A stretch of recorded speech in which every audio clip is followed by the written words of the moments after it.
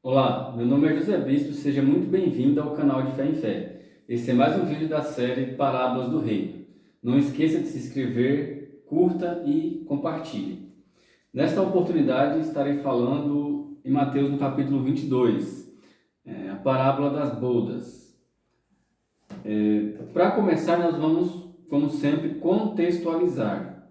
Essa parábola ela acontece no próximo do final do ministério de Jesus, né? O ministério de Jesus está chegando ao fim, ele está próximo de ser crucificado e próximo ao tempo da sua crucificação, os dias que antecedem a crucificação, ele está ali sempre no templo em Jerusalém ensinando.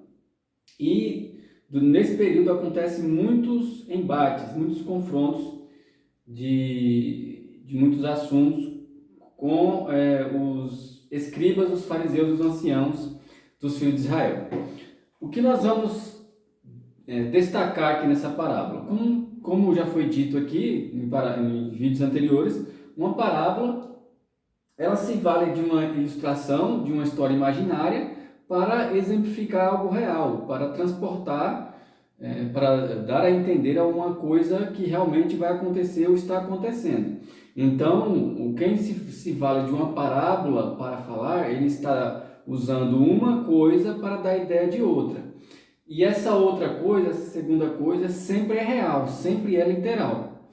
E nessa parábola, você vai entender claramente que ela se dirige aos filhos de Israel, mas em particular também aos líderes, né, dos filhos de Israel, dando a entender o que eles estavam fazendo e o que ia acontecer com eles. Duas coisas que nós entendemos na parábola, que eles estavam rejeitando Jesus, rejeitando o reino de Deus, e isso traria consequências ruins para toda a geração dos filhos de Israel. É uma das coisas que nós vamos entender aqui nesta parábola. Vamos ao capítulo 22, verso 1, que diz assim: E respondendo Jesus, tornou a falhar-lhes em parábolas, dizendo... Falou a quem? Vamos ver os versos anteriores. Ele está conversando com os príncipes dos sacerdotes e os fariseus. E ouvindo os príncipes dos sacerdotes e os fariseus essas suas parábolas, entenderam que falava deles. E procurando prendê-lo, temiam a multidão, porquanto o tinham por profeta. Então, claramente, ele está se dirigindo a quem em parábolas? A esse grupo aqui. Então, é bom nós termos essa ideia de sempre contextualizar e entender todo um contexto que está por trás de uma determinada passagem para que a interpretação seja feita de maneira fiel. O reino dos céus é semelhante a um certo rei que fez as bodas para seu filho. O rei aqui é Deus. E, verso 3, e ordenou que seus servos chamassem os convidados para as bodas e não quiseram vir. Veja que Deus, lá, desde muito tempo anterior à vinda de Cristo, ele envia os profetas para avisar os filhos de Israel, para advertir aos filhos de Israel do que haveria de acontecer no futuro, de como que se manifestaria o reino de Deus. Então, pelos profetas, Deus chama os filhos de Israel para as bodas. Deus chama os filhos de Israel para entrar no reino de Deus. Deus avisa aos filhos de Israel do Messias. Deus avisa aos filhos de Israel pelos profetas que iria cumprir as promessas que ele tinha feito a Abraão, Isaque e Jacó. Verso 4. Porém, o verso 3 diz assim, o final da parte B do verso 3 diz assim: e não quiseram ouvir, eles não deram ouvidos. E outra vez, pois, ordenou outros servos, mais profetas, dizendo: dizei aos convidados, vedes aqui meu jantar preparado, meus bois e cevados já estão mortos, e tudo já está preparado, vinde às bodas. Então Deus, desde cedo, mandou os profetas advertirem e chamarem os filhos de Israel a tornarem a Deus para que eles pudessem entrar no reino de Deus. Verso 5.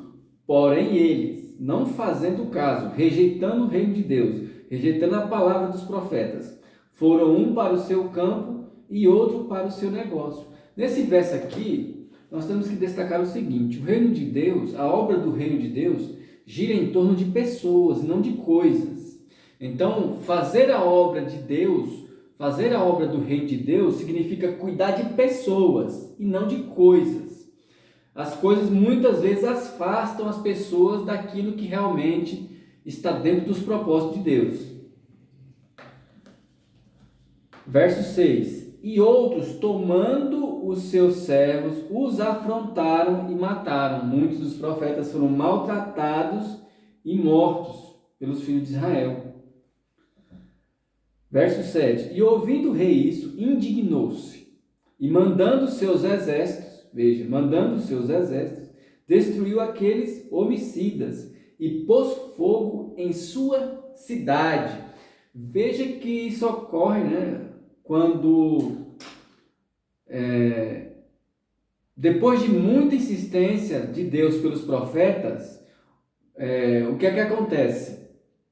Como eles rejeitaram totalmente o aviso dos profetas, Deus primeiro destrói Jerusalém nos dias de Nabucodonosor, e faz a primeira diáspora, onde são dispersos ali os judeus de Jerusalém. Anteriormente já tinham sido dispersos os hebreus que estavam em Samaria.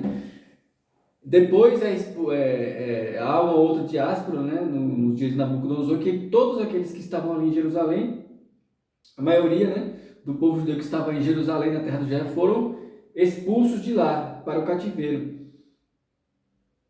Em mais uma diáspora.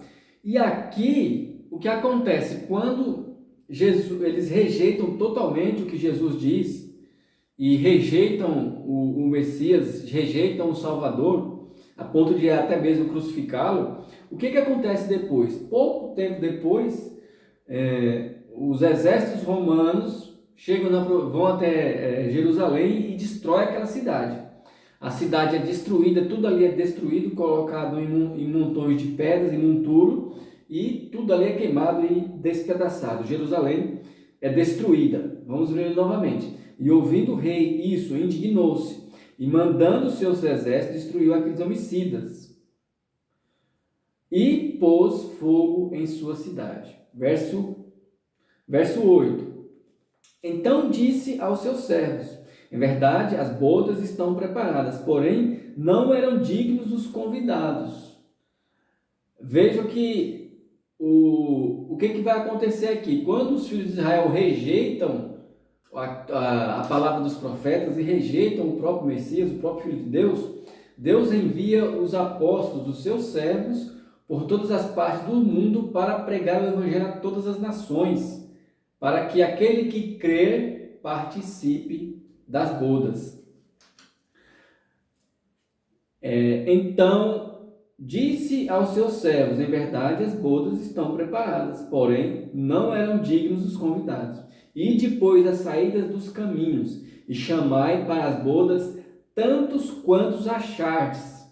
E saindo os servos pelos caminhos, ajuntaram todos quantos acharam, tanto maus como bons, e as bodas se encheram dos assentados à mesa. Que nós podemos aprender com essa parábola também. Quando Deus chama a uma pessoa ou um povo que ele rejeita o chamado da vida eterna, que ele rejeita o chamado para o reino de Deus, o que acontece? Automaticamente, aquela pessoa, ao rejeitar o reino de Deus, ela abre uma margem para outra pessoa ocupar aquele lugar. Então, quando alguém rejeita o reino de Deus não fica vazio. Deus vai lá e coloca alguém no lugar que rejeitou. É o que aconteceu. Muitos rejeitaram o reino de Deus, aqui dos filhos de Israel, porém Deus chama outro povo, outras pessoas de outras nações que ocupam esse lugar em assentar-se à mesa no reino de Deus. E entrando o rei para ver os assentados à mesa, viu ali um homem que não estava vestido com vestes de bodas. Ele não estava apropriado, de maneira apropriada, para entrar no reino de Deus. Isso nos remete à ideia de que, apesar de que nós somos chamados e que se nós correspondermos, se nós cremos e atentarmos para esse chamado, nós vamos ser bem-vindos para entrar no reino de Deus. Nós recebemos pela fé o perdão de pecados, pelo Evangelho, e aí nós podemos entrar no reino de Deus. Porém, todavia, entretanto, é necessário que nós nos adaptemos às regras do reino de Deus, às leis do reino de Deus. Isso é necessário para entrar no reino de Deus. Jesus, sem a sua doutrina, quem recebe Jesus, mas não recebe a sua doutrina, ele não está apto para entrar no reino de Deus. Então é necessário que, para corresponder ao chamado de entrar no reino de Deus, nós obedeçamos a doutrina do Evangelho do Senhor Jesus Cristo. Veja o que diz o verso 12. E disse-lhe: amigo, como entraste aqui, não tendo veste de bodas? E emudeceu. Então disse o rei aos servos: amarrai-o os pés e mãos, e tomai-o, e lançai-o nas trevas exteriores. Aqui está o destino de quem não entra no reino de Deus. Ali haverá pranto e ranger de dentes, porque muitos são chamados, porém poucos escolhidos. Até aqui. Não esqueça de se inscrever, curta, compartilhe e vem para Cristo.